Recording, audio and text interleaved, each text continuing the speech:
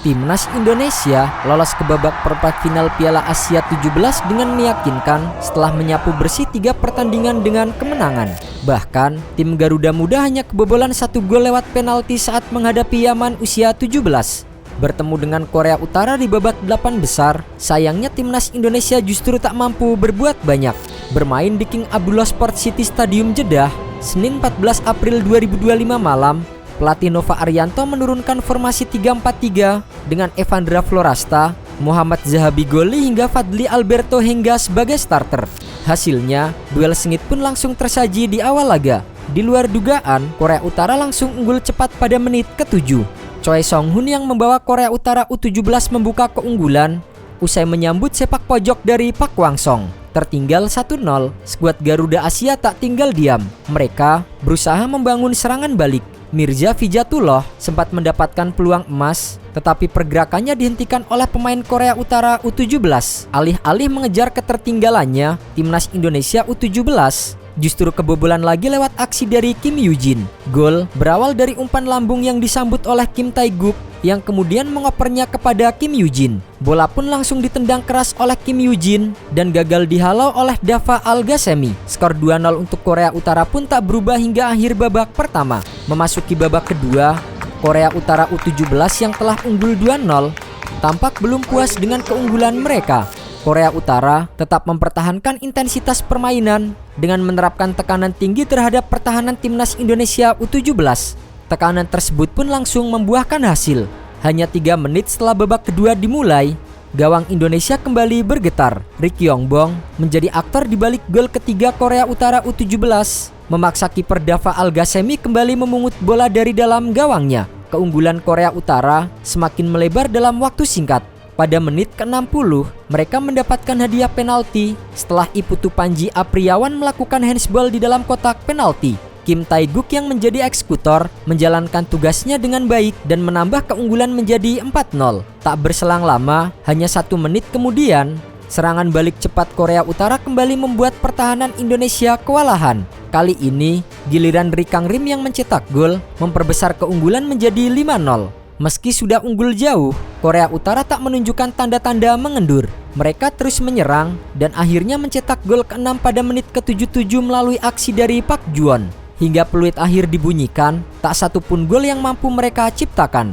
Laga pun ditutup dengan hasil menyakitkan 6-0. Kekalahan ini menjadi pelajaran penting dan evaluasi besar bagi tim untuk bangkit dan memperbaiki performa di pertandingan selanjutnya. Akibat kekalahan ini, langkah Timnas Indonesia U17 di Piala Asia harus terhenti di babak perempat final.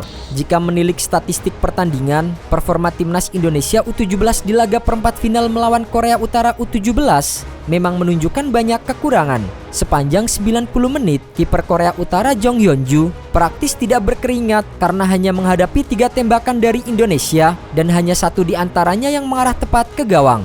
Sebaliknya, Korea Utara tampil dominan dengan melepaskan 15 tembakan, dengan 6 di antaranya adalah on target. Statistik ini memperlihatkan betapa timpangnya daya serang kedua tim. Dominasi Korea Utara tidak hanya terlihat dari jumlah tembakan, tetapi juga dari penguasaan bola dan aliran permainan. Mereka mencatatkan 627 kali umpan sepanjang pertandingan dengan tingkat akurasi mencapai 87,4%. Sementara itu, Timnas Indonesia hanya mampu mencatatkan 276 passing dengan akurasi 71,4%.